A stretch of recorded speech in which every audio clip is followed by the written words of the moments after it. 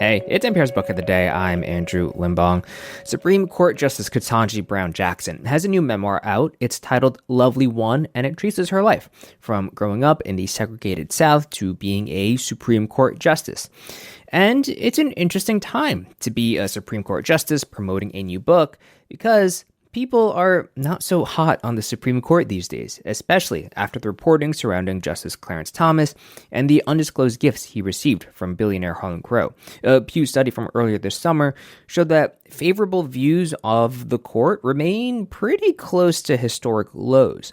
Justice Jackson spoke with NPR's Juana about the book, and we'll hear about the more personal aspects she reveals in her memoir in a bit. But first, here they are talking about the politics of the judicial branch after the break. This message comes from NPR sponsor Stars, presenting the new series 3 Women. Based on the best-selling book by Lisa Taddeo, 3 Women follows a writer played by Shailene Woodley, who persuades 3 spectacular, ordinary women to tell her their stories, and her relationships with them change the course of her life forever. Starring Shailene Woodley, Betty Gilpin, DeWanda Wise, and Gabrielle Creevy. Watch the season premiere of 3 Women September 13th, only on Stars and the Stars app.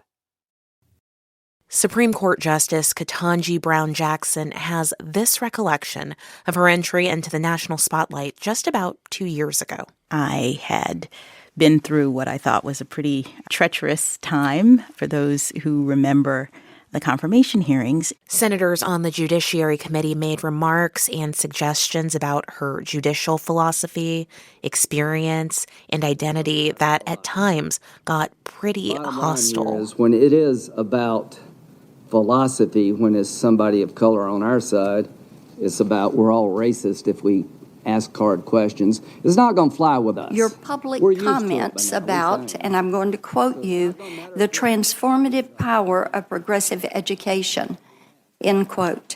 These are deeply concerning. Why wouldn't you want to sentence that person to more time rather than less? Why isn't that rational? Senator, I've answered this question, and I'll stand on what I already answered. That hearing was the start of a journey, not just towards her eventual confirmation as the first Black woman to ever sit on the United States Supreme Court, but towards writing her first memoir, Lovely One, which is out today. I was just so grateful to get through that process and to have this opportunity to serve the American people. I spoke to Justice Jackson about how she thinks the court should continue to serve the people at a time when trust has waned, and how she kept her composure during her confirmation hearing. As I say in the book, some very wise person in my White House prep team said you can get angry or you can be a Supreme Court justice. And so I thought about that in my head when I was responding to the senators. I also had the good fortune, I think, of getting to meet with senators. And I think in my head, I was calling back to our one-on-one meetings as I listened to them ask me questions in that forum, and it helped.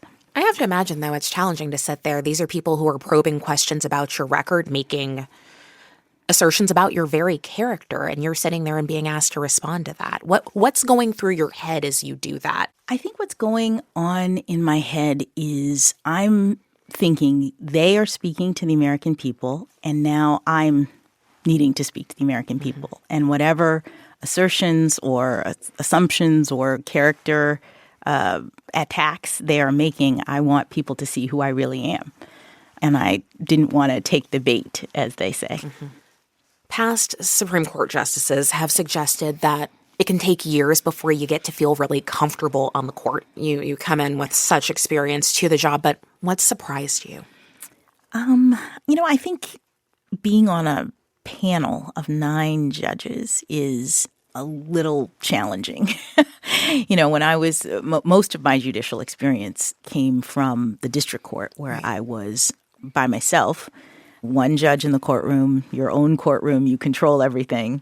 And so the collective decision-making, I think, is a little challenging. And so having to kind of navigate that is surprising. But again, I had clerked on the court, so I wasn't unfamiliar with how it operates. There is, of course, a presidential election coming up, and every indication at this point is that it will be close. If the results are so close and are contested up into the Supreme Court as in Bush v. Gore, given how deeply divided this country is and can be, do you think it's possible that the court can craft opinions that not only seem credible to the public, but also maintain the court's integrity? Oh, not only do I think it's possible, I think that's our responsibility. That's our duty. That's what the court's role is in our system of government. And yes, absolutely. You made the point that it is the court's duty to deliver opinions credibly and with integrity, and you have clear confidence that it can and that it will. But obviously, the response to certain bigger decisions, including one that happened right before your first term, the Dobbs decision, has brought a lot of increased scrutiny to the credibility of the court, and among other issues. So I'm wondering if you have any words on how to reassure the public in this moment in our politics and in our nation about the court, about the institution, about the credibility, about the integrity. The court doesn't have any mechanism of enforcement of its opinions. It's because people believe in the court and believe in the rule of law that people follow what the court decides. I guess I would just say more broadly that what we're seeing now in terms of the criticisms and critiques are part of the democratic process. You know, the court, in my view, is not above criticism or constraint. And in democratic constitutional republic, which is what we have, the people decide what the function and structure of government should be. And so I see a lot of the debate going on right now as part of the process of the public engaging on the structure and the function of the court. And so that's the way our system works.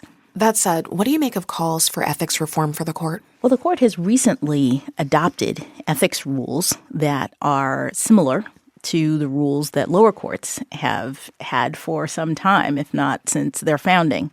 As I mentioned, I was a lower court judge, and I operated under ethics rules. I'm personally glad that the court has now adopted a code of ethics. None of the reform rules that have been introduced, as I understand, are mandatory. So is that enough? These guidelines are in place and they're important by your admission, but do you think there should be something more? Well, you know, the guidelines have been adopted. The justices have committed to following them. I think the question is whether there's something about the Supreme Court that would make it different than the binding ethics rules that exist in the lower courts. And at least up to this point, I haven't seen any good reason why there shouldn't be binding rules.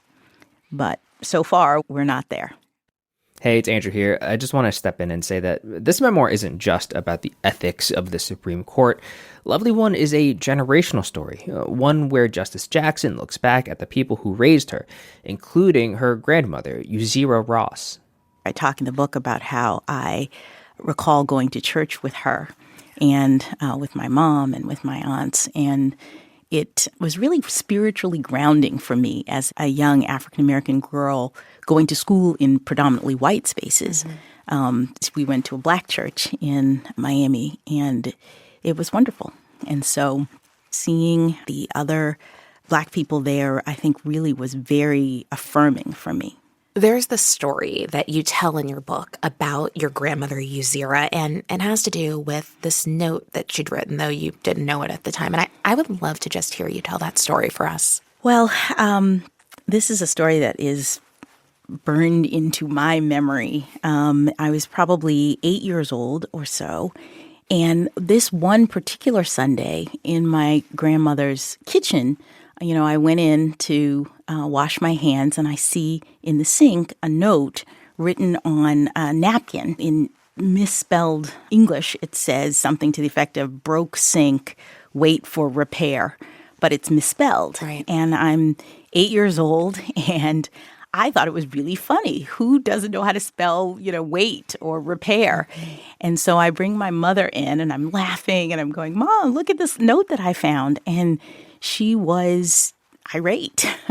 She was irate because she saw me as making fun of someone. And she said, you know, even though you have all the opportunities and you, you know, have learned how to spell, you're not one bit better than anybody else.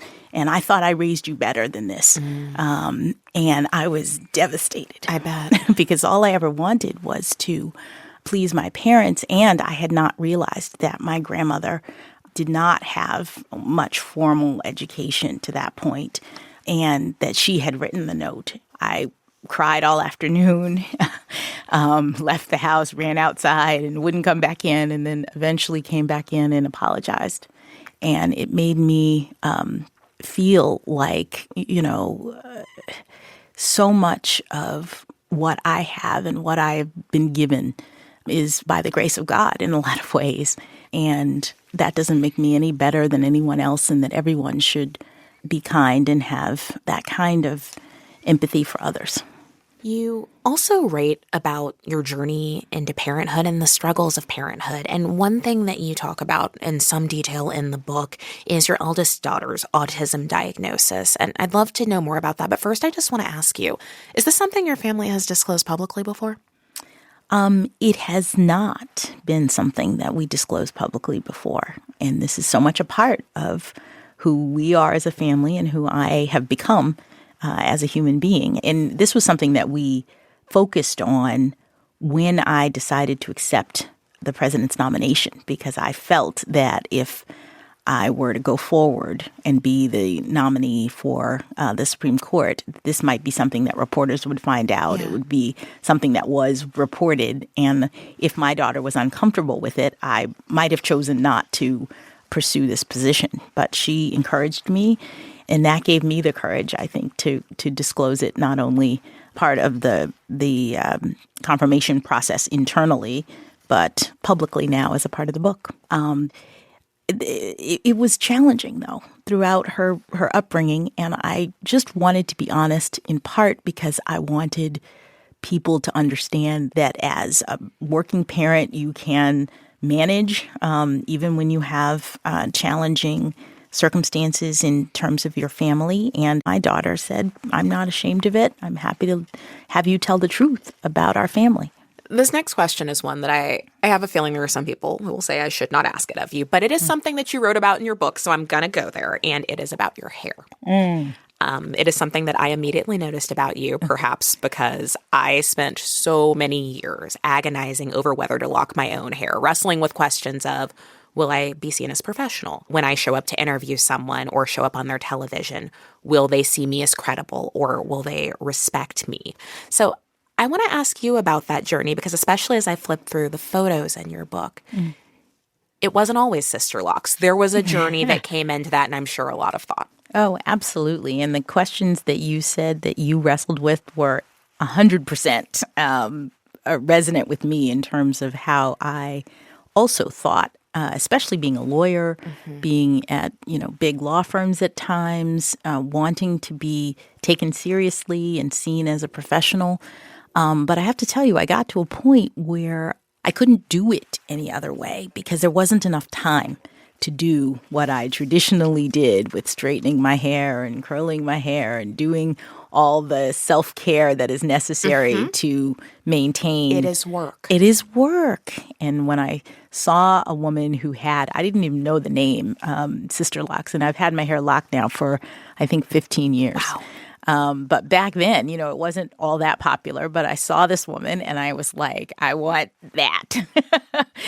And I asked her, I chased her down and I said, who does your hair? What is it? And she gave me the name of her loctician. And I have used only this one woman for 15 years. That's incredible. I want to bring it back now, if I can, to someone we talked about early in our conversation, and that is your beloved grandmother, who you wrote, she prayed so hard for you. She wanted so much for you. But she didn't live to see you graduate from Harvard, to get married, to raise two beautiful girls, to be the first Black woman on the Supreme Court. How do you think she would feel about where you are today? Oh, I think she would be so incredibly proud of me, knowing how much she prayed for me, knowing that she used to say all the time, you are a blessed child. And I felt that way. And it was so much... I give so much tribute to her, not only in the book, but in my life. And I think she would have been enormously proud of me. Justice Ketanji Brown Jackson, her new memoir is Lovely One. Thank you so much. Thank you so much, Juana. It was a pleasure to be here. And you can find more of my discussion with Justice Jackson about her life and the court's future at npr.org. This message comes from NPR sponsor Merrill. Whatever your financial goals are, you want a straightforward path there. But the real world doesn't usually work that way. Merrill understands that. That's why, with a dedicated Merrill advisor, you get a personalized plan and a clear path forward. Go to ml.com/bullish to learn more. Merrill, a Bank of America company. What would you like the power to do? Investing involves risk. Merrill Lynch, Pierce, Fenner & Smith Incorporated, registered broker-dealer, registered investment advisor, member SIPC. This message comes from NPR sponsor Shopify, the global commerce platform that helps you sell and show up exactly the way you want to. Customize your online store to your style. Sign up for a $1 per month trial period at shopify.com/NPR.